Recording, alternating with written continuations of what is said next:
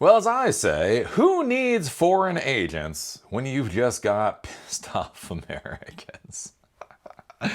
Here's the problem when you go to war with the world and your own population is already pissed the hell off. Sometimes the people that end up burning down your civilization aren't the enemy from half a world away. They're actually your own population. And so this is yet another story and the narrative, the thing that I've been screaming about for a while, about how America is just kind of sort of failing at this point in time, and that nobody seems to give a shit about the American people. And when nobody seems to give a shit about the American people are going to start to do some crazy things, right? Again, I've talked about that before, like with murders in the United States, right? One murder in the United States is a stain on the soul of America, right? Charlie Kirk being shot is a stain on the soul of America, right? Somebody being murdered by an illegal immigrant, that is proof of the evil of these illegal immigrants. The 20,000 other Americans that are killed every fucking year, murdered every year. Well, that's just numbers. That's just numbers. One is a tragedy. Tens of thousands is a statistic, right? But again, we are in a society, we are in a relatively, violent society.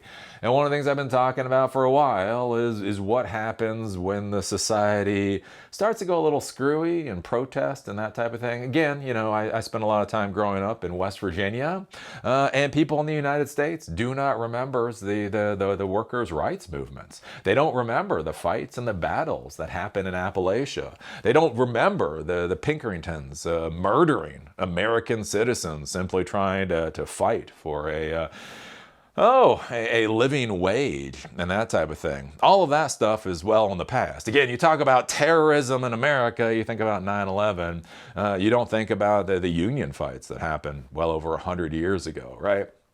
Basically, when the people rise up and they say, we're just fucking tired of this crap.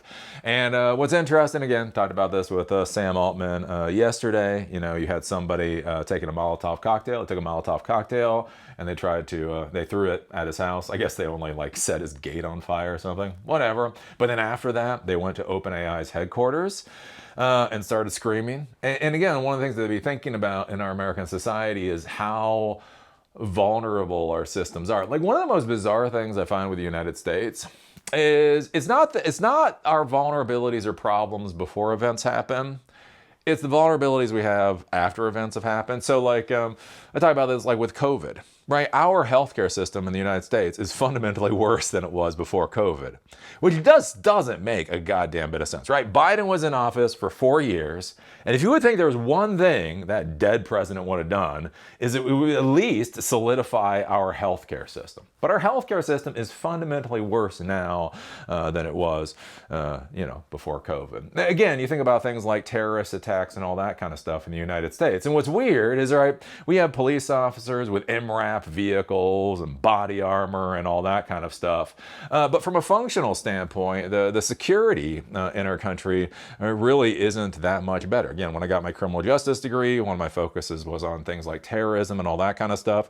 And it's fascinating to see how, yeah, things are probably actually worse in many places after September 11th now than they were before September 11th.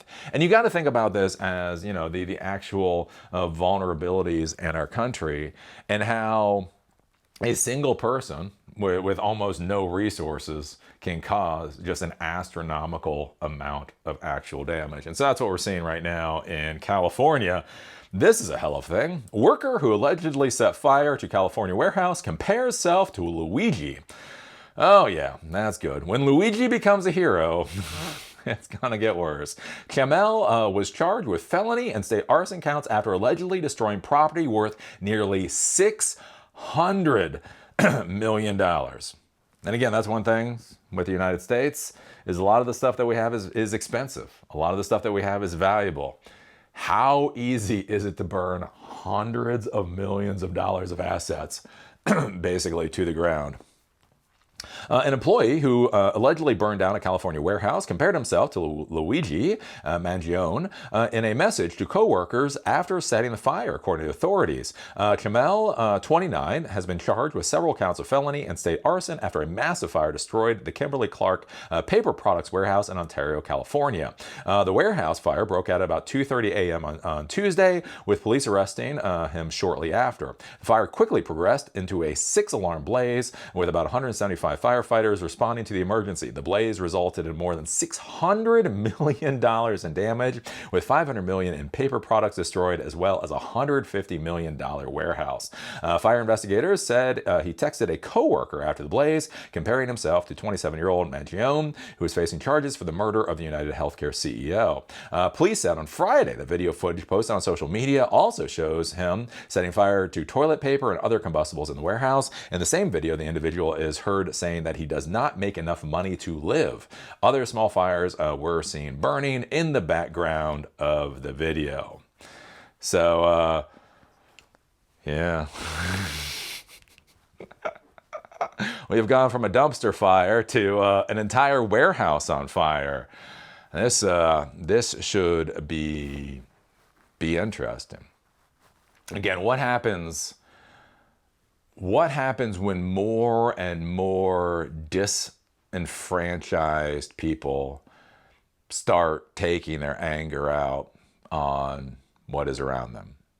Again, whether it's killing a CEO, whether it's burning an entire warehouse to the ground, it's realizing how vulnerable our systems are.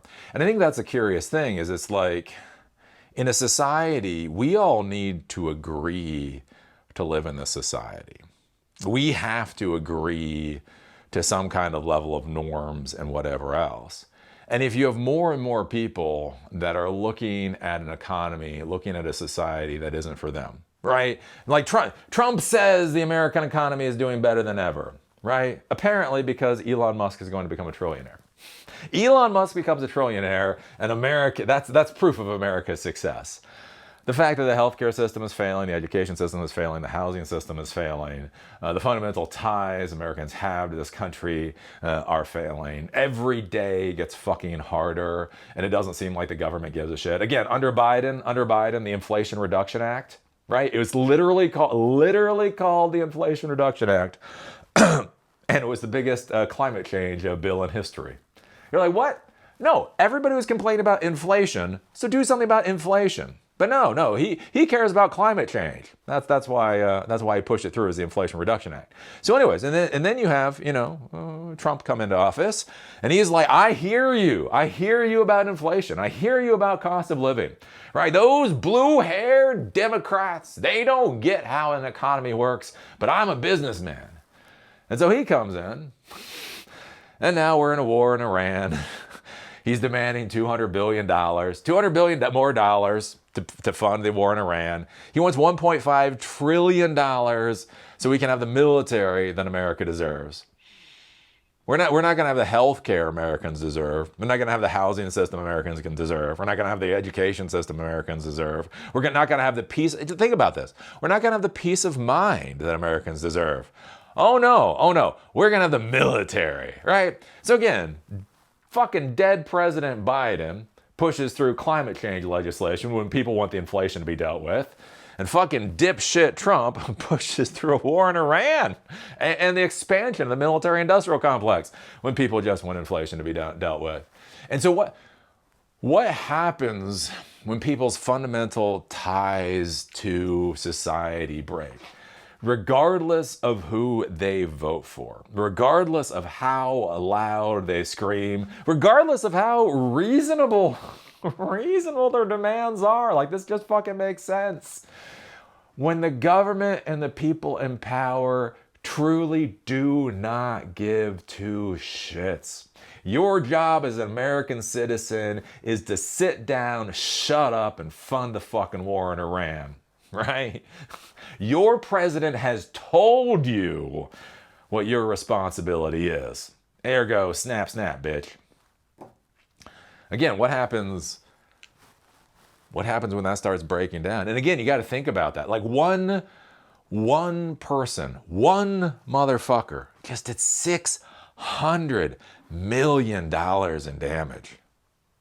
Right, think about that again with the criminal justice degree that talked about that. Where again, you go to neighborhoods in Baltimore, and it's really sad. Like you go to bad, crime-ridden neighborhoods in Baltimore. You know one of the most fucked up things is to have a really, really, really bad neighborhood. It's only 10% of the population that are the criminal element. So 10% of the population are doing burglaries and selling drugs and that kind of thing. 90% of the population is actually just trying to go to work and pay the mortgage, pay the rent, or whatever else. It's 10% of the population. 1 out of 10 people basically trying to destroy the system can do a tremendous amount of damage. And so as things keep going, how long before we start hitting that rather paltry number? And then what happens there? How do you do capitalism in a system that's falling apart? Again, you know, you think about that with Obama. Again, oh, Obama was so smart, he was dumb, right? But you didn't build that. Remember he said you didn't build that?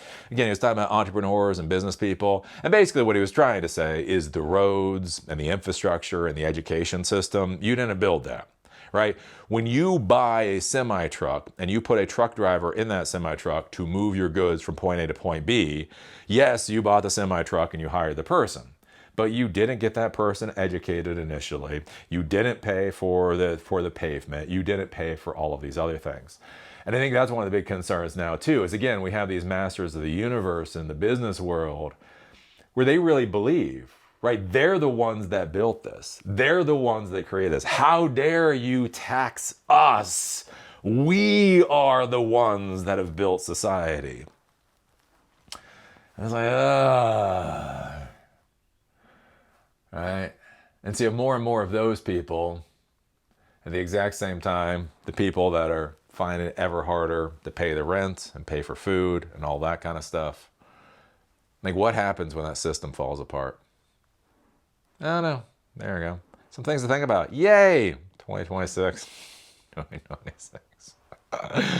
Oh, 2020 was the year of dumpster fires. Now we're burning down the factory that builds the dumpsters. That's what 2026 is.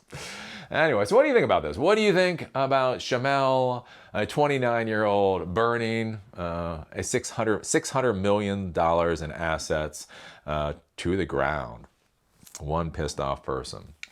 What do you think about that? When you look at infrastructure around you, when you look at systems and all that kind of thing, how many companies or organizations could literally be bankrupted by one pissed off employee? And I'm not talking about like a mom and pop like pizza shop. I'm not talking about like some pizza joint that has 20 employees and then one motherfucker, you know, pisses into the pasta sauce. I'm not talking about that. I'm talking about like large companies, like hundreds of millions of dollars, billions of dollars in revenue per year companies that could literally be wiped the fuck out by one pissed off motherfucker. Yeah. Oh. Put your thoughts down below. See y'all later.